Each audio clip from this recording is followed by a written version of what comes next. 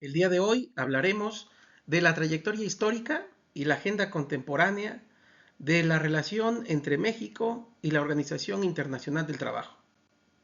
Hablaremos del papel histórico y protagónico de nuestro país como miembro activo desde 1931 y sede de una oficina regional estratégica.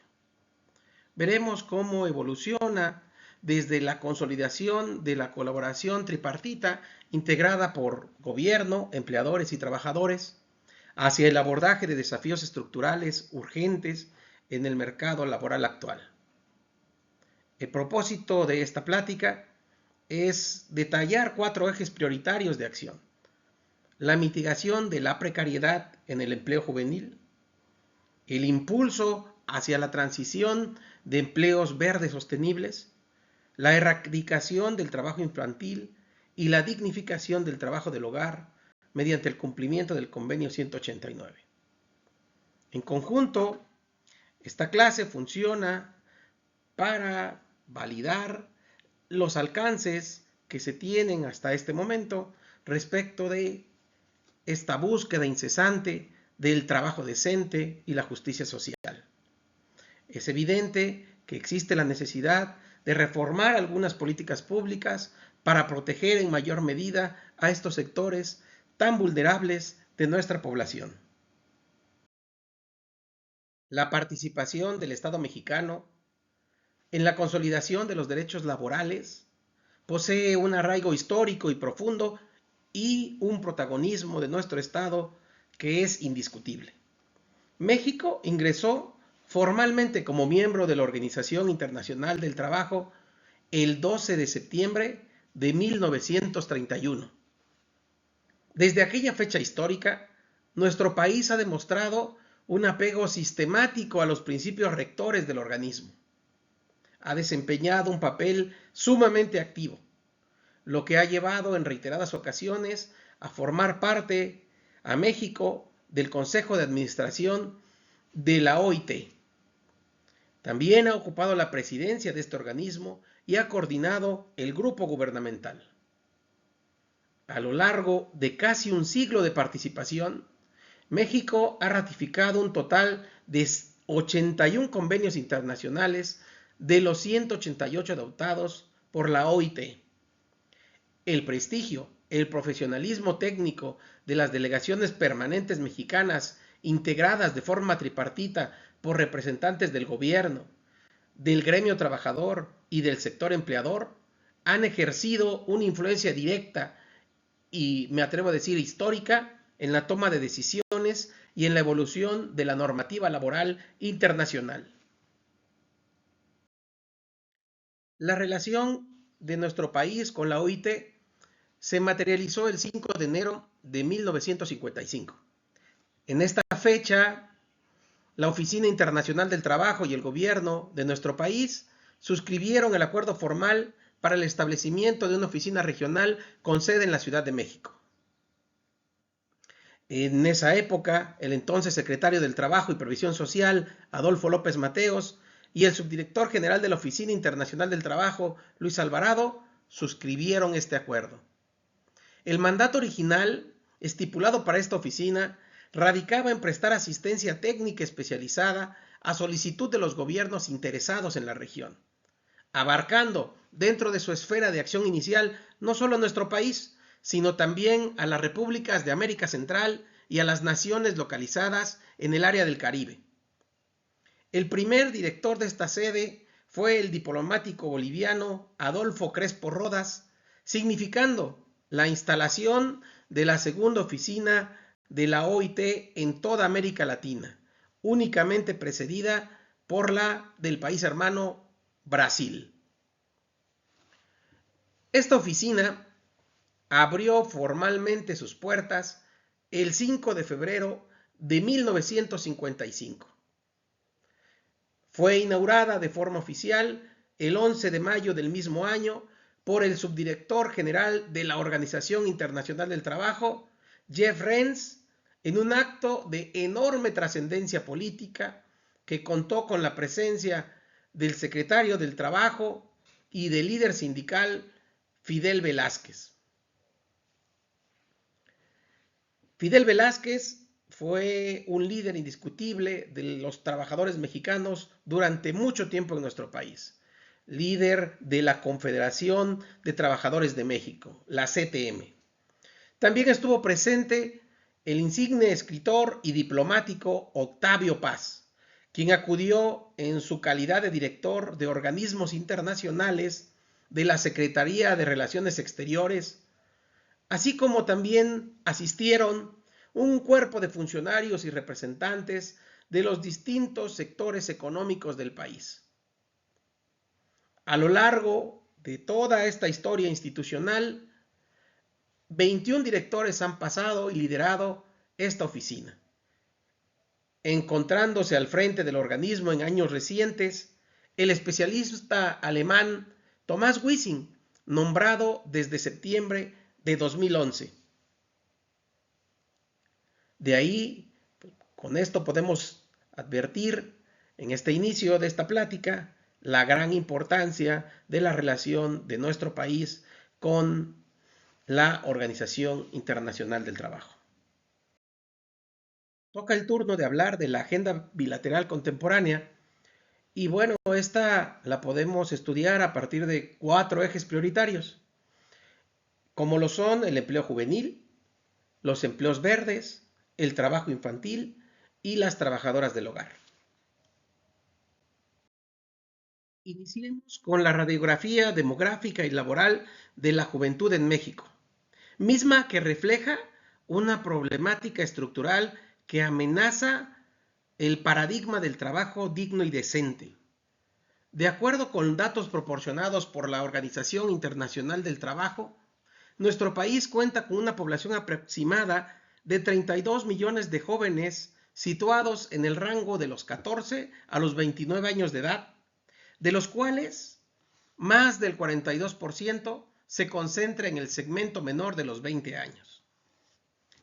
El comportamiento ocupacional de este grupo de personas, de este grupo de jóvenes, es de la siguiente forma. Casi el 30% se dedica exclusivamente a estudiar. Un estimado del 9% combina el estudio con el trabajo. Mientras que la gran mayoría, el equivalente al 40%, se dedica de forma exclusiva a trabajar. Por lo que es preocupante que poco más de 6.9 millones de jóvenes, el 21.7%, no estudian ni trabajan, los denominados ninis. Mientras que 9.5 millones estudian, pero no participan del mercado laboral. El verdadero problema a resolver está en las condiciones cualitativas de la inserción laboral juvenil. De los 15 millones de jóvenes que trabajan, la abrumadora cifra de 12.8 millones, es decir, más del 85%, lo hace sin estudiar, mientras que 2.7 millones realizan ambas actividades de forma simultánea. Dentro del universo de jóvenes que trabajan y no estudian, el 45.7 labora bajo condiciones de extrema precariedad, es decir, son ocupados en trabajos muy mal remunerados, sin prestaciones, o son trabajos familiares sin una remuneración fija. En tanto que el 12.5% sobrevive como trabajadores por su cuenta en el enorme mercado de la informalidad. El dato más alarmante para el derecho del trabajo es que casi el 80% de la población juvenil que trabaja carece de un contrato escrito de trabajo y cerca del 47% no goza de ninguna prestación laboral, concentrándose sus ingresos en el muy bajo rango de máximo 1 o con mucha suerte 2 salarios mínimos, con más de 1.3 millones de jóvenes sumergidos de forma permanente en la desocupación abierta. En verdad que parece un escenario bastante desolador. La Organización Internacional del Trabajo colabora técnicamente con el Estado mexicano en la recopilación de toda esta información y en la estructuración de un inventario de políticas públicas que vayan orientadas al diseño de una auténtica política nacional de juventud, en materia laboral, por supuesto. El objetivo central es buscar la manera de revertir la alarmante tendencia a la discriminación laboral por motivos de edad y construir esquemas de capacitación laboral integral que dejen de reproducir la precariedad y transformen las habilidades juveniles en verdaderas herramientas competitivas, legítimas, dentro de un mercado laboral que transita por, de inicio, la gran inseguridad pública estructural, como por todos los factores que por motivo de su edad pudieran encontrarse como limitantes en el desarrollo de su vida como ciudadanos de nuestro país.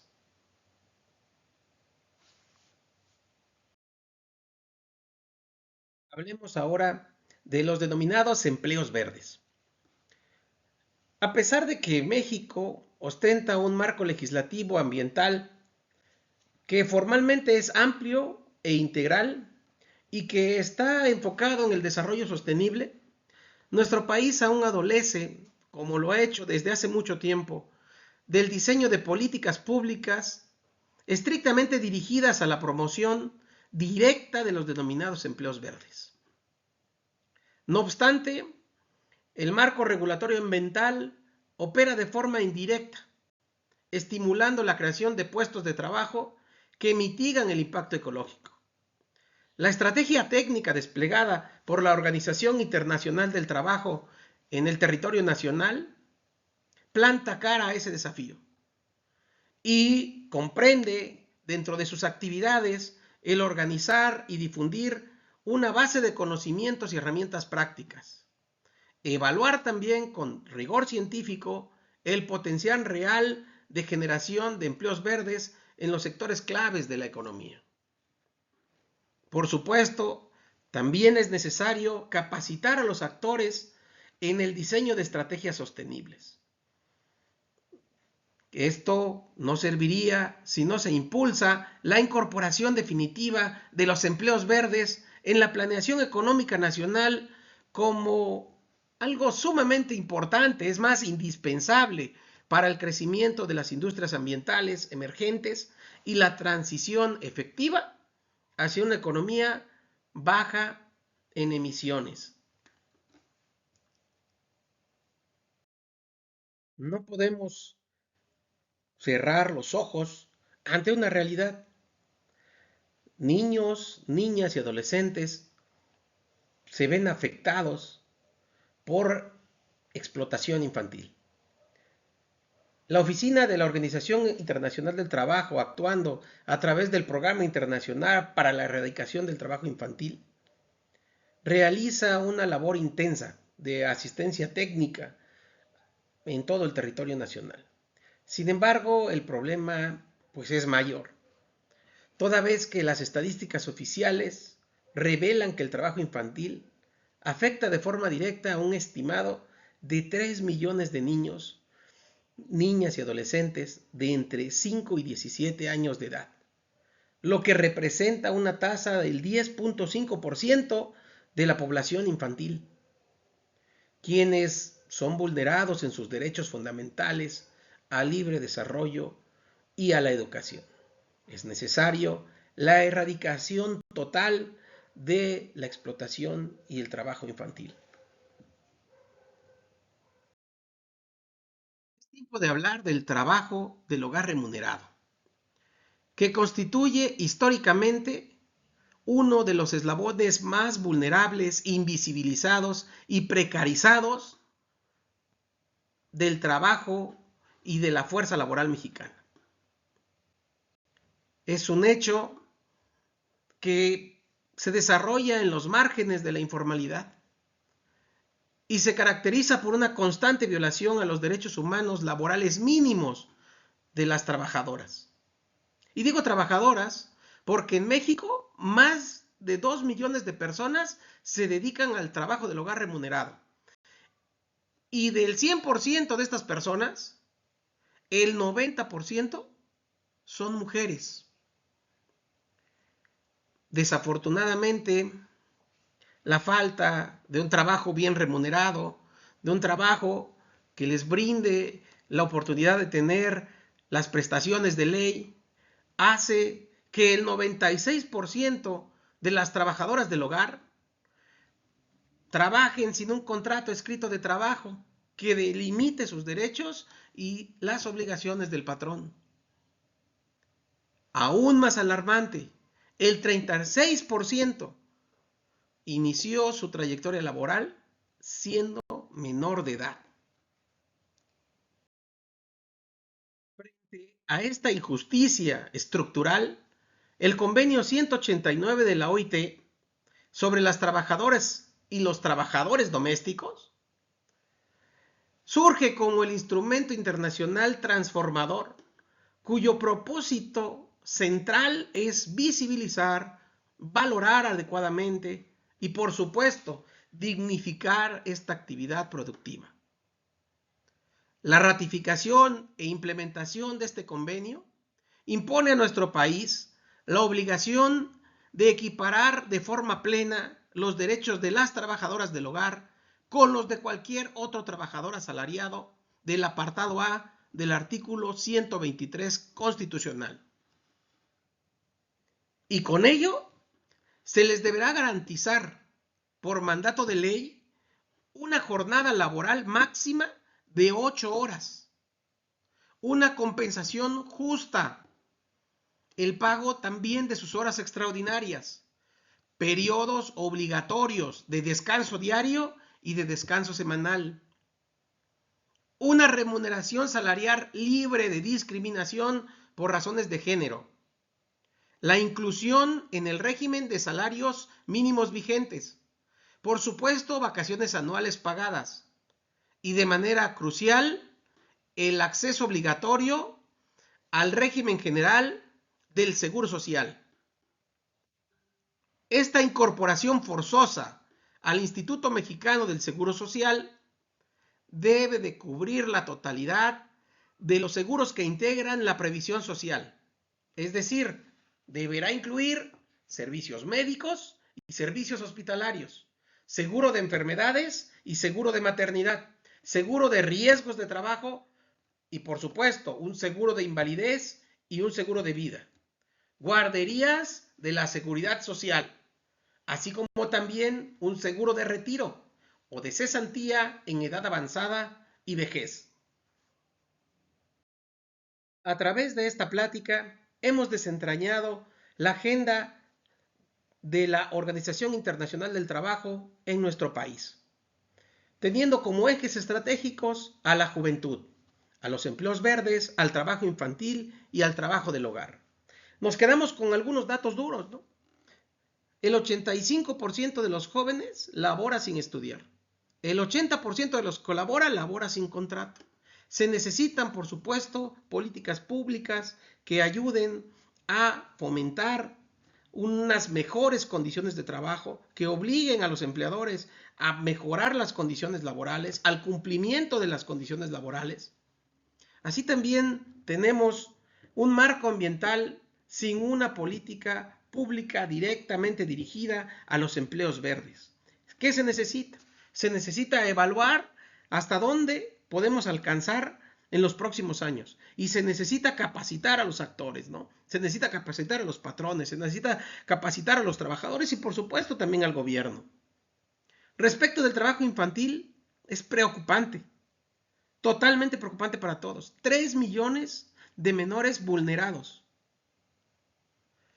Respecto del trabajo del hogar, pues vamos avanzando, ¿no? Sin embargo, es en el papel, porque a la fecha el 96% de las personas trabajadoras del hogar trabajan en la informalidad y por supuesto que existe esta brecha de género. El 90% son mujeres. Y quiere decir que del 96%, el 90% son mujeres explotadas laboralmente. Con esto cerramos este tema, no sin antes dejar patente que nuestro país pues es muy participativo. Al hablar de esos 81 convenios firmados y que fueron adoptados por nuestro país, pues es claro que existe disponibilidad. Es claro que han ido mejorando en la toma de decisiones e en la implementación de políticas públicas. Pero también los datos son duros y son muy claros. Falta mucho por hacer. El éxito de la nueva forma de justicia laboral que deriva de esta agenda tripartita entre México y la Organización Internacional del Trabajo exige que nuestro país se comprometa a mejorar en estos 4 ejes críticos.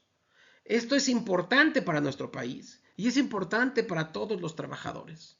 No podemos continuar si no se logra una justicia social efectiva para los trabajadores en nuestro país. Y digo, no podemos continuar así, porque evidentemente ya casi hasta nos acostumbramos, pero no deberíamos.